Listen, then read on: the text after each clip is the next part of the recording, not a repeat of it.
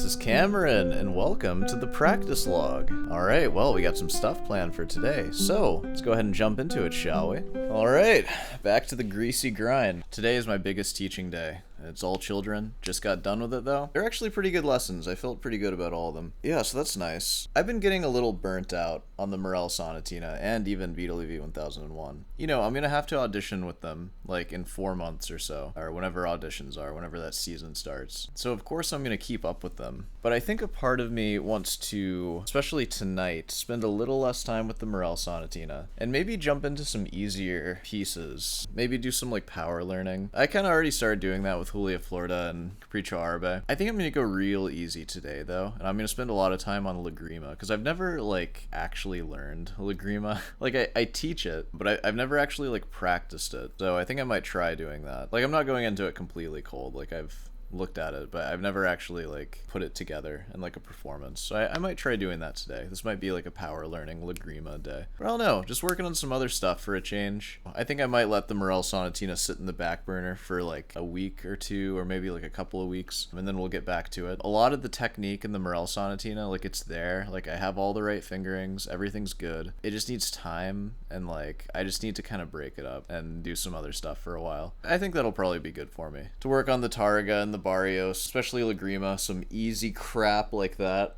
I'm just kidding. I'm sure I'll suck when I play it for you. I'll scratch at least 7 or 8 notes in Lágrima. You have to keep in mind, I've been working on this music like pretty hardcore for the last like 6 months or so. That's a hard thing to maintain. But the burnout started creeping in when I was no longer reading new music every day, and I was just kind of working on the same music. I feel like it's healthy on guitar to fluctuate between learning hard crap and then learning easy crap. So like when I started this thing off, I've talked about this a little bit. I feel like it's so natural and common. You're always reaching up to whatever pieces you want to learn. Throughout my entire classical guitar career, I don't think I've ever reached across or down. I'll reach up, and then it's like when I barely obtain it, it's like, oh, well, now it's time to go like way up now. Let's keep going. And that's kind of where I found myself with the Morel Sonatina and the Fugue. But I do feel like I've really grown into them. Like I've become a better guitarist, or just a more stable guitarist. Actually, I was looking at videos of myself playing like before I started making this YouTube channel. Like I was watching a video of me playing the Soar Mozart variation, and I was like, oh man, I sound pretty good there. Like I might sound better in this video than I do now, which surely I don't, but it sounded pretty solid. So I don't know if I've gotten better at guitar. I'm at least like more solid with my guitar ability right now. Imagine if you woke up one day and you were able to bench press like 300 pounds, and you just did that, and you were used to bench pressing like 150. I don't know why this is the analogy I'm picking. Like, even though you did it, and you woke up and you were just magically able to do it, there's still this, like, feeling of, like, what was that? Like, that wasn't me. That was some, like, extra thing. But after a year of consistently always benching 300 pounds, it eventually just becomes a part of you. Even if you haven't gotten stronger throughout that year, you're just more solid in, like, who you are. I feel like that's what a lot of this has been. Like, I know my technique is slightly better. Surely I'm slightly better at guitar from these 6 months. It is, like, kind of a drop in the bucket compared to my whole lifetime of playing guitar. But I feel more solid and grounded in my guitar abilities. Like I feel like I know myself a lot better. Like I know fingerings that work better now. I just know myself better, which that is part of getting better at guitar,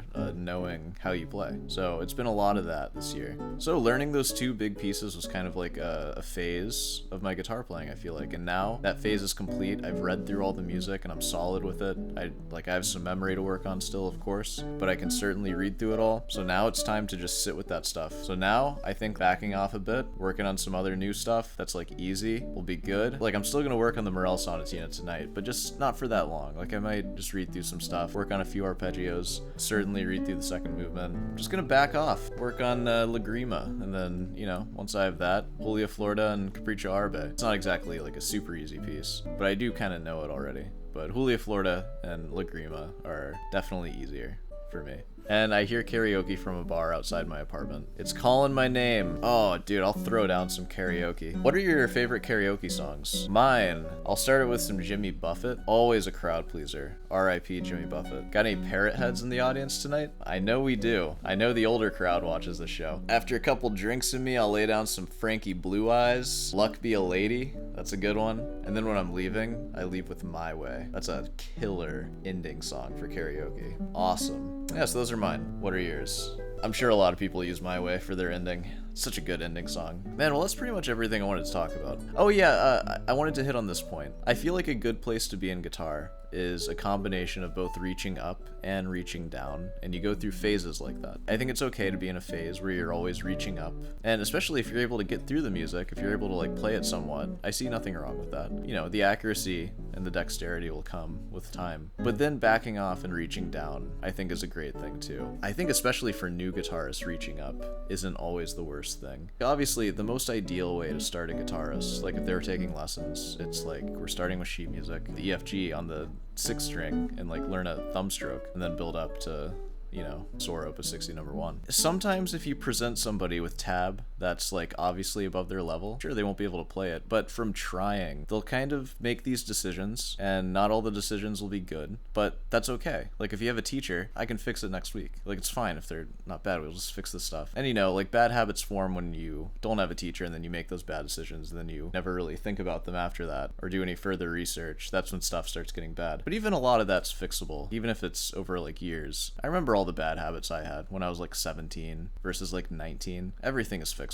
And I do think there's value, even for a beginner, like reaching up to like maybe a hard piece that they can't even read. Maybe you're reading tab and just going for it. But then the key, of course, is finding help and like finding somebody who can give you like all of their solutions. Doing that, it shows like enthusiasm. It shows wanting to learn. I think there's something to that for sure. That's how I always was too. Like you take lessons, you have your lesson stuff, but then you got this hard piece that you want to learn and you just bang that thing out. Like, of course, the ideal thing would be to do everything your teacher assigns you and to just work on that and then to gradually build truly, and then you never get frustrated because everything's gradually building. Going rogue is certainly a thing though. If you're persistent and you're seeking the truth, like how do I really finger this, how do I play it, and you're not just content with your crappy fingerings that you pick on a piece that's too hard, that persistence can be really powerful, even if it's rogue. I felt some of that with the Morel Sonatina. Like, I had no idea how to finger a lot of that Morel Sonatina, but now I'm pretty darn confident that I have optimal fingerings, at least for me. And if I had a professor telling me what to do, I probably would have found those fingerings 4 months ago. I feel like I found them like a month and a half ago. It took a lot of trial and error to get it. Persistence, it's not going to be as fast, but it gets results, and, you know, that's what we got right now. That's why I'm seeking a master's degree. So, we're gonna work on some easy stuff today. Some slam dunk pieces. Easy crap. I shouldn't call it easy crap, that's kind of messed up. It's just a joke that I have with myself. We'll see how easy it is when I try to play it for you. Alright, well, I think that's enough talking. We'll do a daily listening tonight. We'll do a nightly listening today. I think that'll be it for this one. So, let's go ahead and get practicing. I'll see you at the piano bench. Alright, I'll see you.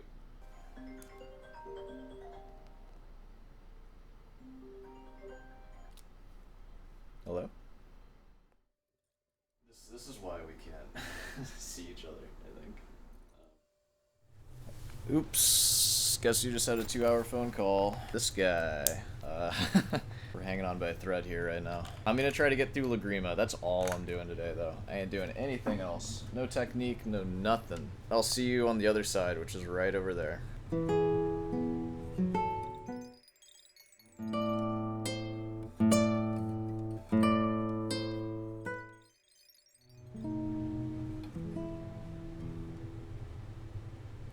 Okay, I'm ready to play Lágrima for you. How long has it been? Let me bring it closer. I'm gonna call this a power learning session for the clickbait. I've taught this, like I know each part. I have never put it together, and I think I have something.